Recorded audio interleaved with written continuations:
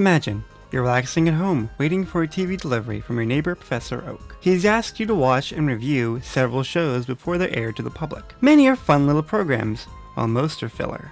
Welcome to Pokémon Channel. Professor Oak wants you to watch the totally non-immediate mega corporations TV programming in order to get a good idea of what's popular and appeals to mindless 9-year-olds. You see, way back when, in order for companies to understand what's popular amongst viewers, they would take surveys to get an idea for ratings. Of course, people are really bad at keeping up with something like that, so they would install a box into some people's TVs in order to generate a report of what people watch. Fortunately, we're way past that and TV has evolved much further.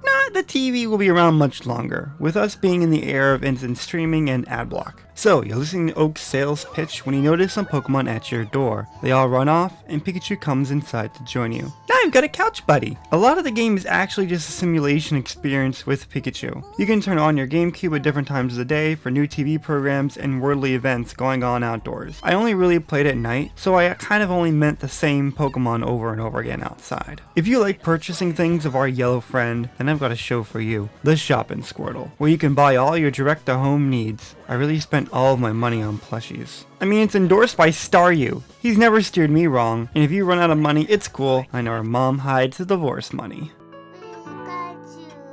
A lot of your funds are actually going to come from the game show channels, like Quiz Wobbuffet or The Odd One Out. And once you get enough money, you can head back to the Shopping Squirtle to pick up some nice cards. And if you can't buy your nice cards at a store and don't want to go line Spencer Squirtle's pockets, then you can answer quiz questions for Pokemon in the wild for them. Just make sure you check the forecast at Slowpoke's Weather Channel. You can also buy carts for your Pokemon minigame, decorations for your room, and new TVs. I usually stick to the Voltorb TV due to its size, as some TVs like the Mudkip TV have a silly filter going over them. Of course, the big show for the network is the Pichu Bros anime, starring twin Pichus and their adventures in the big city. The boys learn there is a big party going on with strange invitations. Meowth is hosting a party for the Pokemon in town, and everyone's invited. However, the Pichu Bros and company haven't gotten their invitations. They finally find one, but it belongs to a disappointed Oddish. Being a good role model, one Pichu tells the other that it needs to be returned. Then Azumarill shows up to share that they completely forgot to deliver the invitations. I can't watch this. Thanks for ruining everything, Azumarill. I'm watching Chum Chum Rankings instead. Oh, who's got the best ranking? What do you mean, Azumarill?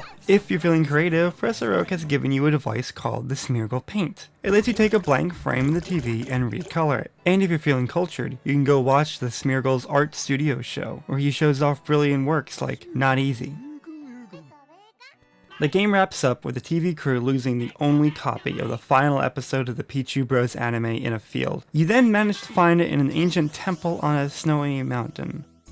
I don't really think these people really need to run a TV station. I mean, look, Pikachu is even entertained by the aesthetic. Once you find the final episode, Professor Oak invites you to come see a projection of it at a campsite. And the one taking you there is none other than Jirachi! Yes, it's been like 1,000 years, and the Wishmaker Pokemon has been woken up just to escort you to the showing of an anime. Kinda manipulative. But in actuality, Jirachi was able to be received by copies of Ruby and Sapphire that connected to the GameCube title. However, this was only available to Japanese players. United States players didn't get this until the Pokemon Coliseum pre-order disc. Of course, Japan got the better deal as they're able to get Celebi from their Coliseum pre-order disc, causing Celebi to be the rarest Pokemon for a good decade. I'll be the first to admit, this game wasn't very good, even when it came out. I have nostalgia for it since I was a kid in 2003 that just adored Pokemon, but it's a super underwhelming pet simulator. I'd argue that Hey You Pikachu actually did a better job, but not really by much. Most of the TV programs range from garbage filler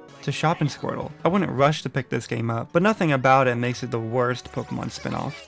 This has been Saffron. Thanks for listening.